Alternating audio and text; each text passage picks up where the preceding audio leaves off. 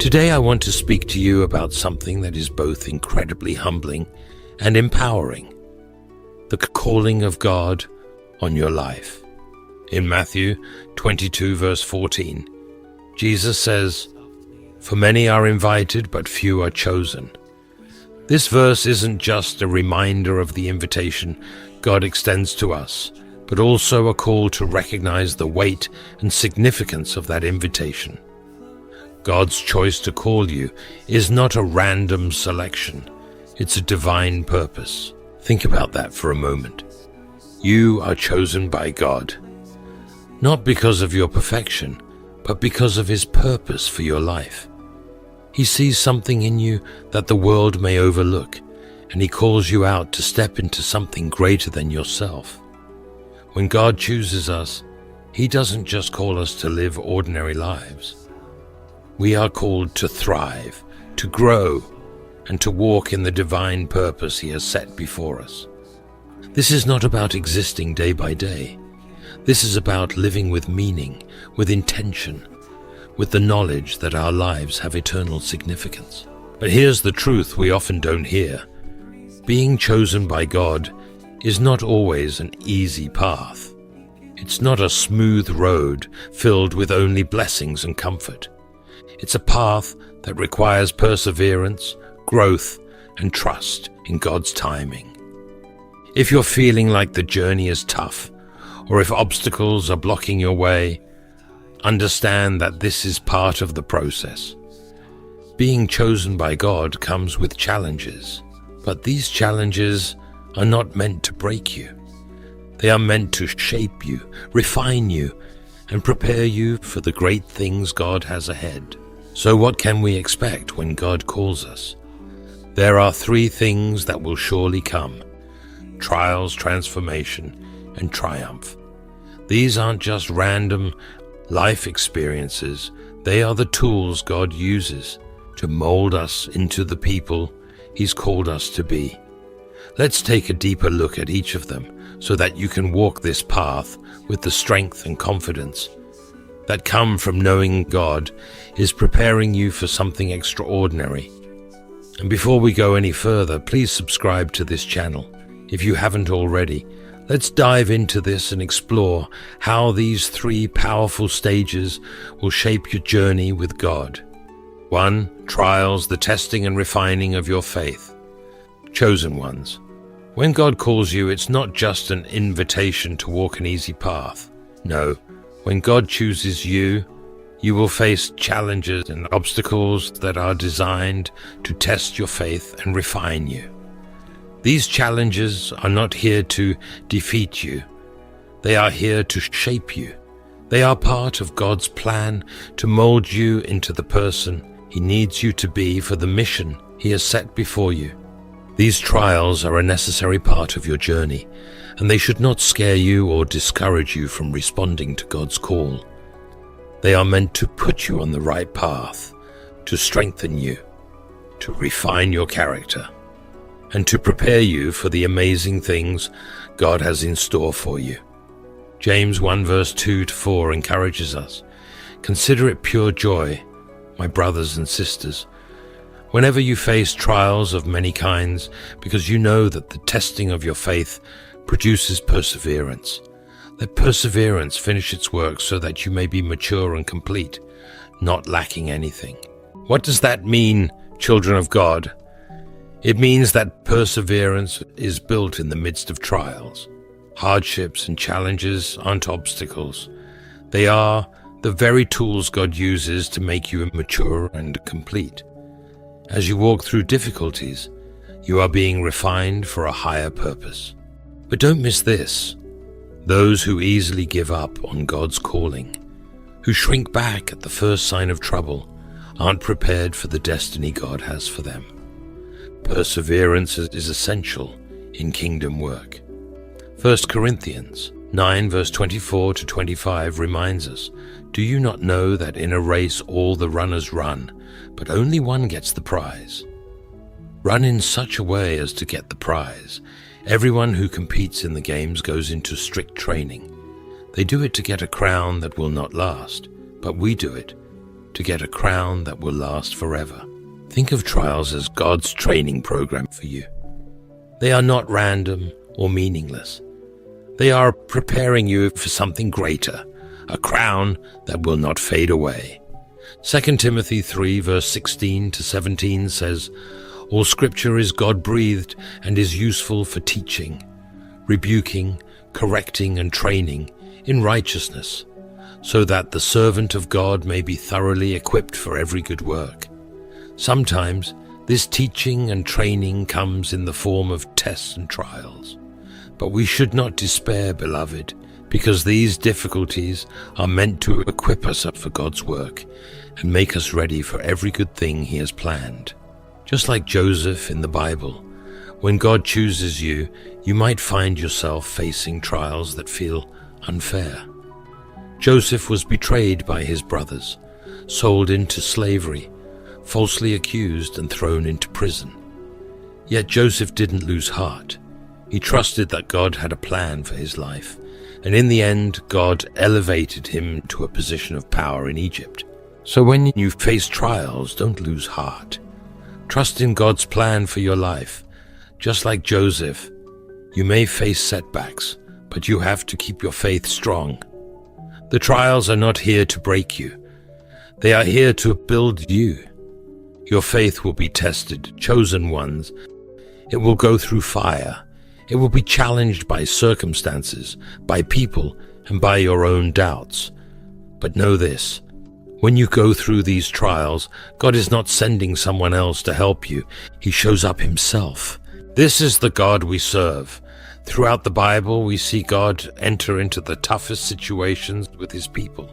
He gets into Red Seas, lions' dens, and fiery furnaces. He steps into broken marriages, hospital rooms, and bankrupt businesses. God is not distant. He is with you in the struggle. Psalm 91 verse 15 promises, "He will call upon me, and I will answer him. I will be with him in trouble. I will deliver him and honor him." This is God's commitment to be present in your trials, to answer your prayers, and deliver you when you call on Him. As C.S. Lewis wrote, "Pain insists upon being attended to. God whispers to us in our pleasures, speaks in our conscience, but shouts in our pains. It is His megaphone to rouse a deaf world." Lewis recognized that pain is not only a warning, but a divine tool that awakens us to a new awareness, leading to deeper wisdom and greater trust in God. Through suffering, we are drawn closer to His presence, learning to rely on His work in our lives as He refines us for His ultimate purpose. There's something unique about God's presence in the midst of trials and tribulations. It's as if, in our hardest moments, His presence becomes more real to us than ever before. When everything else around us shakes, God stands firm. He shows up when it matters most. So when you are chosen by God and you face trials, don't despair. Remember, God is with you every step of the way. He is working in and through your challenges to refine you, to strengthen you, and to prepare you for the amazing things He has in store. Keep trusting, keep praying, and know that the trials you face are part of the great and beautiful plan He has for your life. 2. Transformation. From the inside out. Friends, when God chooses us, He doesn't leave us the same. No, He begins a transformative work that changes us from the inside out. It's a deep work that touches our hearts, minds, and attitudes, everything that makes us who we are. God's transformation is not just surface level. It is a radical shift that aligns us with His perfect will and image. As it says in 2 Corinthians 3 verse 18, "And we, who with unveiled faces all reflect the Lord's glory, are being transformed into His likeness with ever-increasing glory, which comes from the Lord, who is the Spirit." This is a continuous process where we move closer and closer to the image of Christ. God's transformation is not one moment, but a lifelong journey. of becoming more like him every day. When Saul was chosen by God, his transformation was remarkable. He went from being a bitter, violent man, a murderer no less, into Paul, one of the greatest apostles and servants of Christ. The same God who transformed Saul's heart can transform yours. When God calls you, he transforms every aspect of your life, from your thoughts to your behaviors, making you more like Christ and teaching you how to walk in love and grace. This process of transformation is what we call being born again. It's a visible change that happens in us when we accept Christ into our hearts. I've seen men with short tempers become the most meek and long-suffering individuals. I've witnessed lives radically transformed by the love of God. It's a miracle that you can see right before your eyes. The transformation of someone who has struggled with an addiction or a sin, only to see them overcome and live in the power of God's grace. This is what it means to experience the new birth. Romans 5 verse 19 to 21 speaks to this power of transformation. For just as through the disobedience of the one man the many were made sinners, so also through the obedience of the one man the many will be made righteous. The law was brought in so that the trespass might increase, but where sin increased, grace increased all the more, so that, just as sin reigned in death, so also grace might reign through righteousness, to bring eternal life through Jesus Christ, our Lord. Where sin once had the final word, grace has the victory. This is the power that is at work in you as you walk with God, the power to live in righteousness and walk above the strongholds of sin.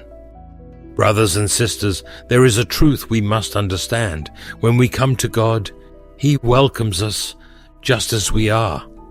You don't have to clean yourself up first. God will take you as you are.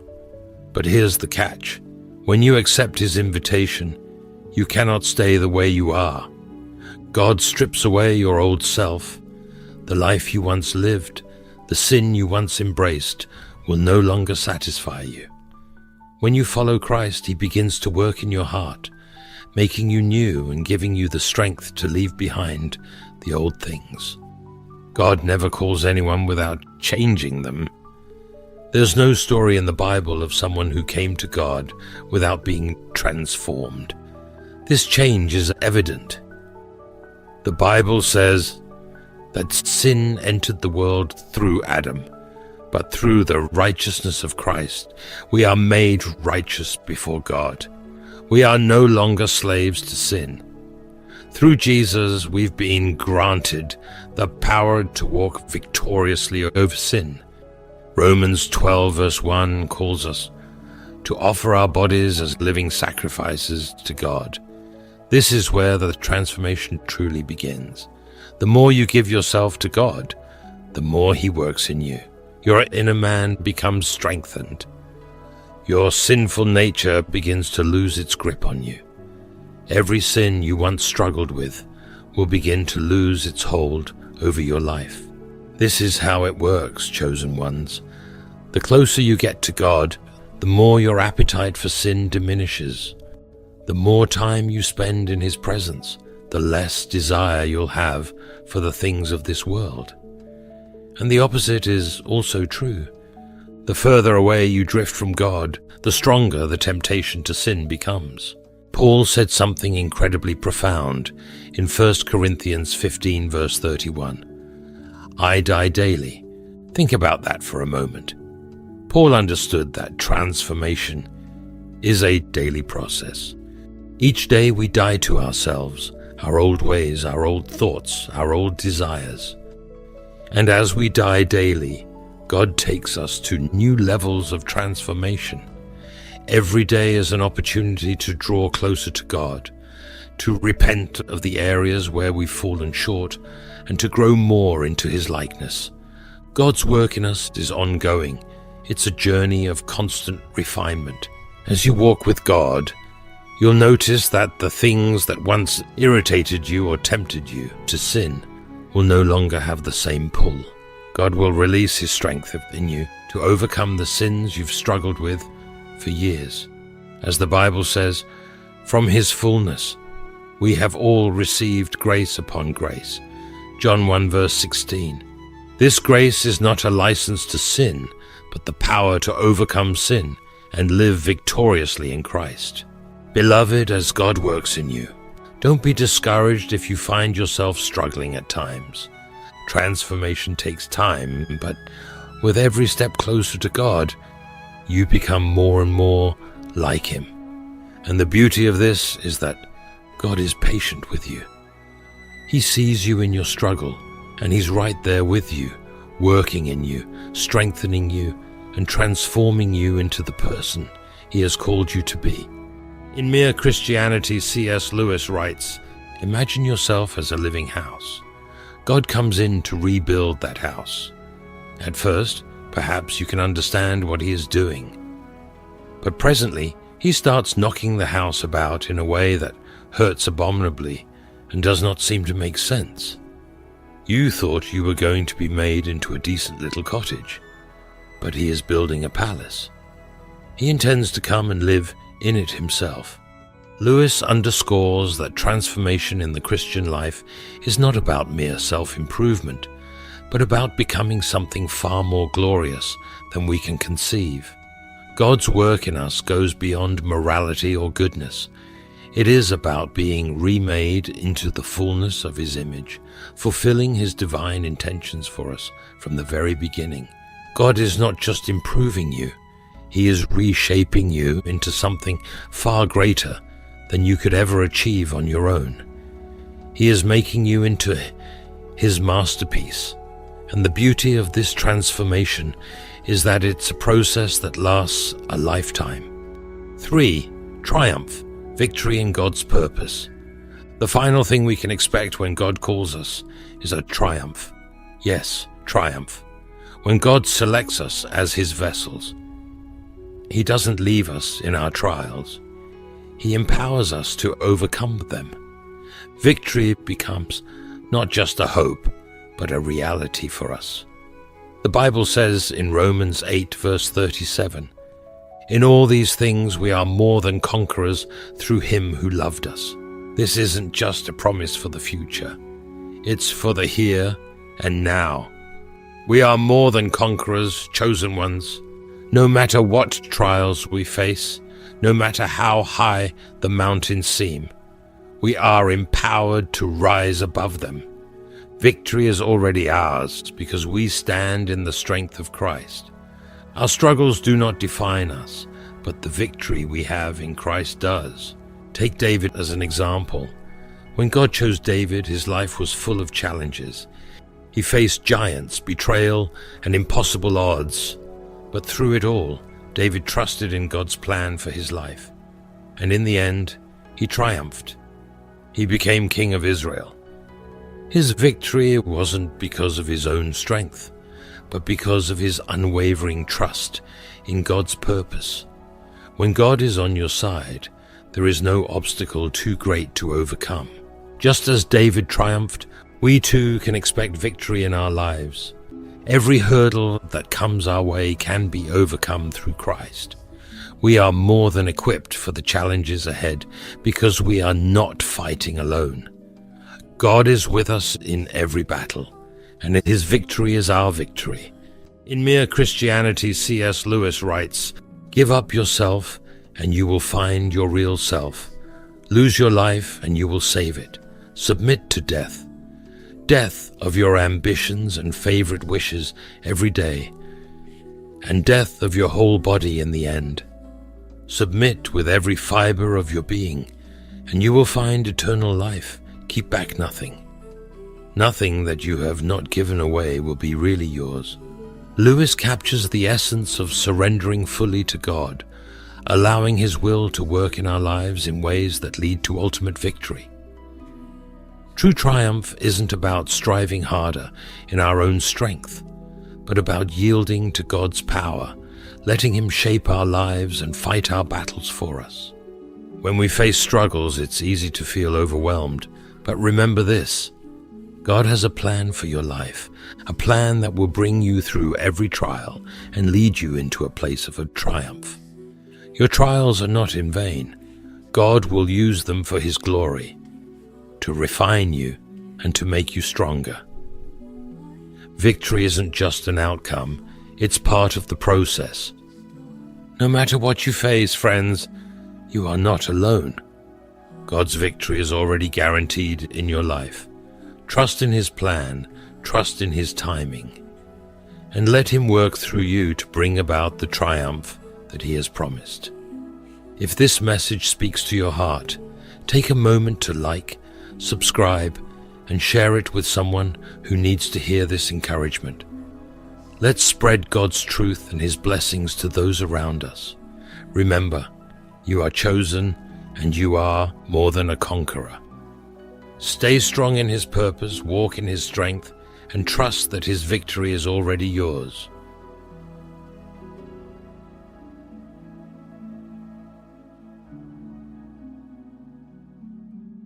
Life can be a series of unpredictable challenges, and for many women, the falls often feel insurmountable.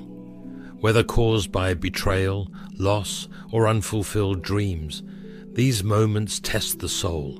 Yet there are women who rise after every fall, who refuse to let their setbacks define them. They remind us all that strength isn't found in avoiding hardship, but in choosing to rise every single time.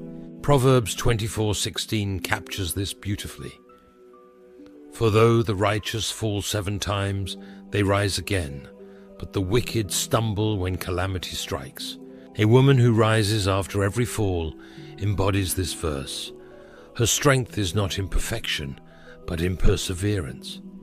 Each fall becomes a stepping stone, a moment where her faith deepens, her character grows, and her hope is renewed. Today we'll examine the qualities that make such a woman remarkable. Her ability to rebuild, reclaim her purpose, and rise again serves as an inspiration to all of us.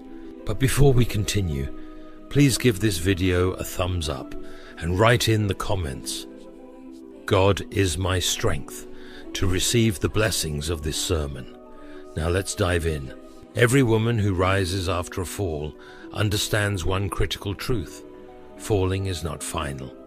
When life crumbles, whether through personal loss, shattered dreams, or unexpected betrayal, it can feel like the world has stopped. The fall is disorienting, stripping away security and forcing questions like, where do I go from here? However, the fall is not the conclusion of the story, it's a turning point. The Bible reminds us in Psalm 34:18, "The Lord is close to the brokenhearted and saves those who are crushed in spirit." Even in the deepest moments of despair, God's presence is near. The fall doesn't signal abandonment.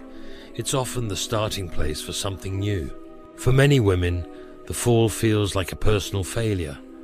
Society can be harsh, quick to judge and assign blame, especially to women who stumble.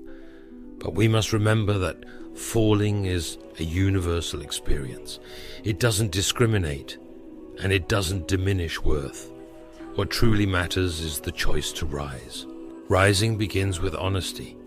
Denying the pain or pretending it doesn't exist only prolongs the struggle. A woman must have the courage to confront her reality, even if it feels overwhelming. This is where transformation starts, not by running from the fall, but by facing it head-on with faith and determination.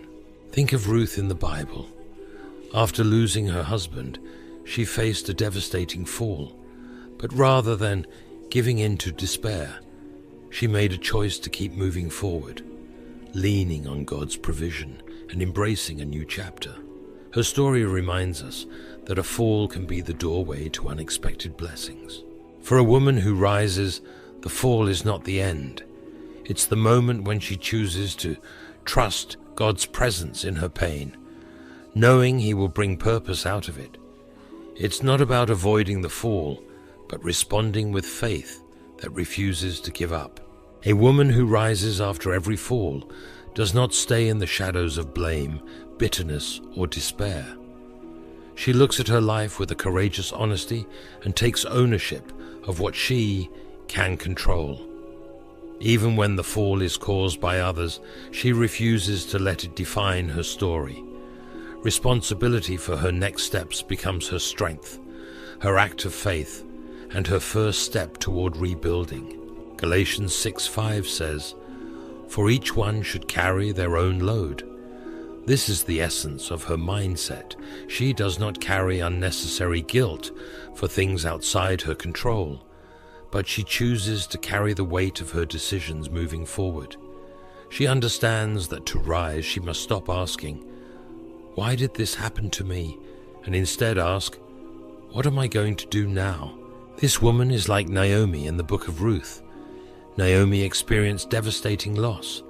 Her husband and sons were gone, leaving her in grief and uncertainty. She could have stayed in bitterness, and for a time she did. But ultimately, she took responsibility for her future. She returned to Bethlehem, began again, and through her decisions, her family's legacy was restored. Responsibility for her means looking in the mirror with love, not condemnation. She asks herself hard questions. What have I learned? What changes do I need to make? And she begins to set boundaries, not out of selfishness, but out of wisdom. She refuses to carry unnecessary weights, whether they are others' expectations or her own feelings of unworthiness. Her rise isn't immediate, it's steady. With each small decision, she builds a new foundation. Responsibility doesn't mean she has all the answers, but it means she refuses to stay stuck. She sees herself not as a victim of her circumstances, but as an active participant in the next chapter of her story. A woman who rises after every fall doesn't rely on fleeting emotions or mere optimism. She builds her ascent brick by brick, fueled by steady discipline. She understands that discipline is not glamorous, but it is essential. It's what allows her to rise, even when the journey feels slow and the weight of the fall still lingers. The Bible reminds us of this in 2 Timothy 1:7. For the Spirit God gave us does not make us timid, but gives us power, love, and self-discipline. Discipline is not a punishment. It is a gift. It becomes the daily reminder that progress is possible, even when the road ahead seems long. This woman establishes routines that support her goals. After a fall, life can feel chaotic and overwhelming. But by creating small, manageable habits, whether in physical health, emotional healing, or her work, she finds stability. These routines don't solve all her problems, but they give her the foundation to keep moving forward.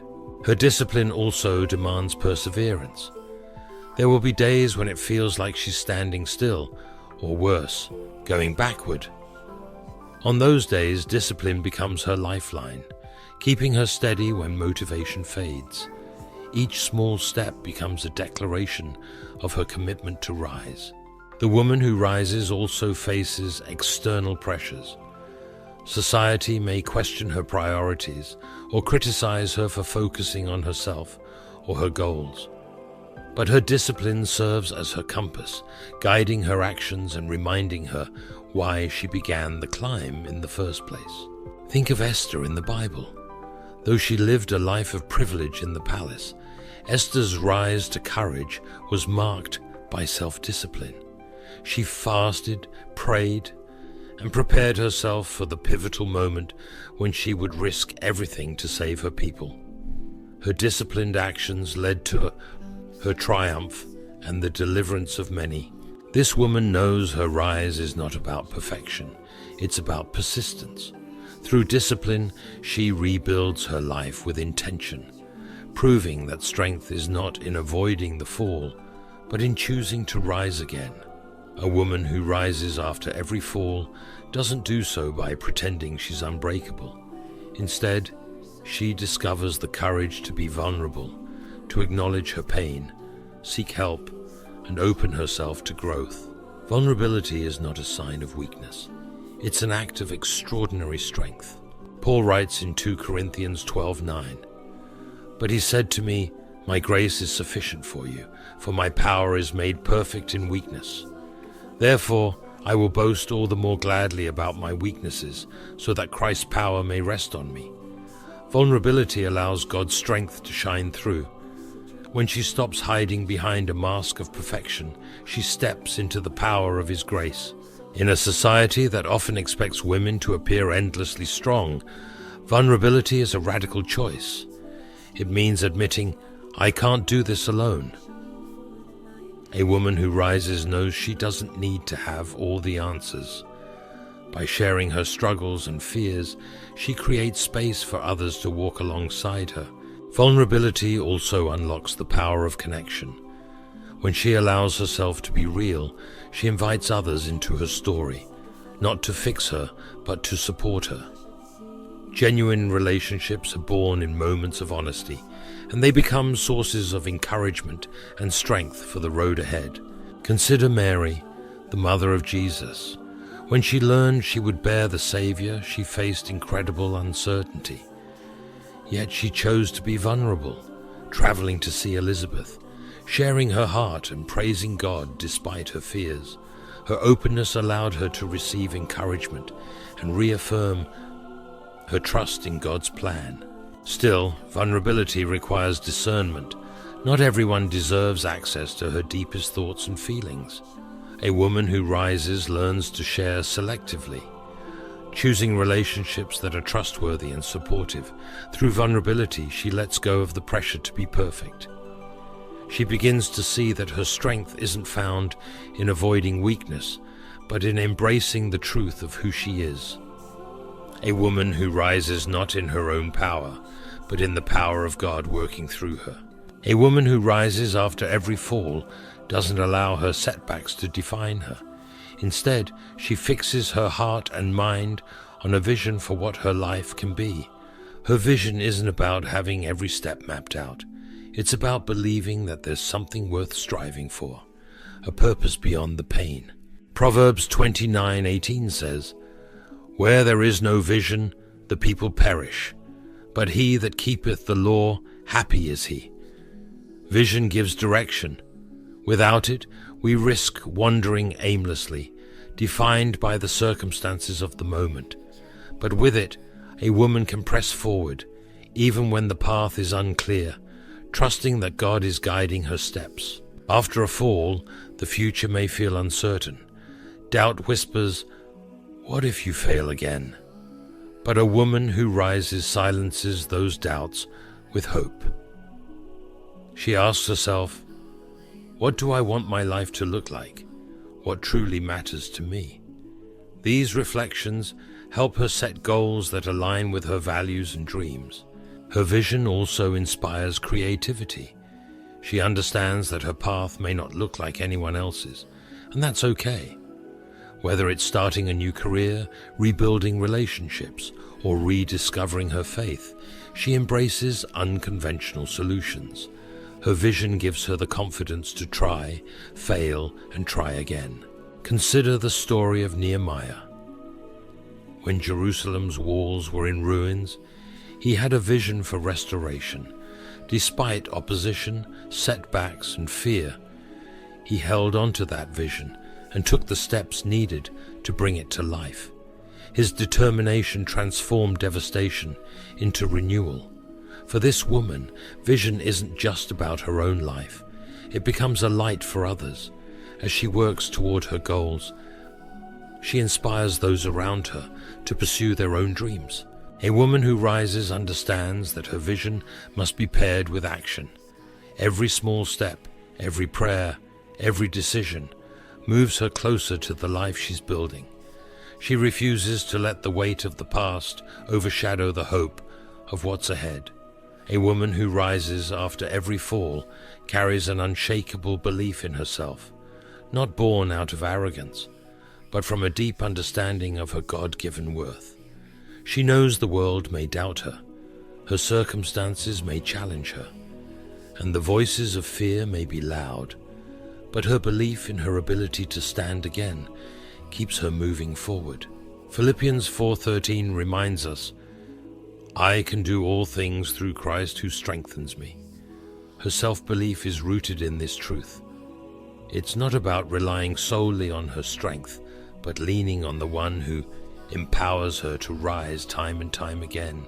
The road to self-belief isn't easy. The weight of past failures or others' expectations can make it difficult to trust her instincts. Society often undermines women who rise, labeling them as too much or not enough in the same breath. But this woman learns to filter out the noise. She chooses to focus on what God says about her, that she is fearfully and wonderfully made. Psalm 139:14. Her self-belief also requires confronting her inner critic. Like many, she wrestles with thoughts of inadequacy or the fear of being an imposter. But instead of letting those doubts control her, she replaces them with affirmations of truth. She reminds herself of past victories, times when she rose before, even when the odds were against her. This belief is not built in isolation. She surrounds herself with people who encourage her, mentors who see her potential, and friends who speak life into her journey. But she also understands that self-belief ultimately comes from within. It's a daily decision to trust the abilities and resilience God has placed in her. Think of Deborah, the judge of Israel. In a time when women were rarely in leadership, Deborah believed in the calling God gave her. Her confidence wasn't dependent on others' opinions, but on her faith in God's strength working through her. A woman who rises doesn't claim to have all the answers, but she knows one thing. With God's help, she is capable of enduring, adapting, and thriving, no matter how many times life knocks her down. A woman who rises after every fall doesn't waste her pain. Instead, she looks at her struggles as opportunities for growth, refining her character and teaching her lessons she couldn't learn any other way. While the hardships may feel overwhelming in the moment, she comes to realize that they have a purpose beyond the pain. Romans 5 verses 3-4 captures this beautifully. Not only so, but we also glory in our sufferings, because we know that suffering produces perseverance. Perseverance, character, and character, hope. The woman who rises understands that her struggles are not meaningless. They are shaping her into someone stronger, someone more equipped to face life's challenges with grace and courage. At first, struggles can feel like they're tearing her apart, leaving her raw and vulnerable. But in the midst of the storm, she finds clarity. The things that seemed so important before, status, approval, or perfection, begin to fall away. She starts to focus on what truly matters: faith, love, and purpose. Her struggles also deepen her empathy. Having experienced pain herself, she becomes more attuned to the needs of others. Her scars become bridges, connecting her to those who are still in the midst of their falls. Instead of isolating her, her struggles make her a source of comfort and strength to others. Consider the story of Joseph in Genesis. His betrayal by his brothers and years of hardship in Egypt could have embittered him. Instead, Joseph saw God's hand at work. When reunited with his brothers, he said, "You intended to harm me, but God intended it for good." Genesis 50:20. Like Joseph, a woman who rises recognizes that her struggles, though painful, have a greater purpose. Her perseverance through adversity builds resilience. Each obstacle she overcomes reinforces her ability to face the next challenge. She learns that she is not defined by her struggles, but by how she responds to them. Her hope grows stronger, grounded in the belief that God is working all things together for her good. A woman who rises after every fall doesn't just rebuild her own life. She becomes an inspiration to those around her. Her strength, perseverance, and faith light a path for others who may be struggling to find their way. Her story serves as a reminder that no matter how deep the fall, rising again is possible. Matthew 5 verses 14 to 16 speaks directly to this. You are the light of the world. A town built on a hill cannot be hidden. Neither do people light a lamp and put it under a bowl. Instead, they put it on its stand, and it gives light to everyone in the house. This woman's life becomes a living testimony of hope. She doesn't pretend to be perfect or hide the pain she's endured. Instead, she uses her struggles as a way to encourage others, showing that rising is not about avoiding hardship, but about overcoming it. Her authenticity makes her relatable. She's not afraid to say, "I've been there." Her honesty creates connections, especially with those who feel isolated in their pain. By sharing her journey, she becomes a bridge for others, helping them see that they are not alone. Her life also becomes a call to action, whether through her words, her service, or her presence. She challenges others to believe in the possibility of renewal.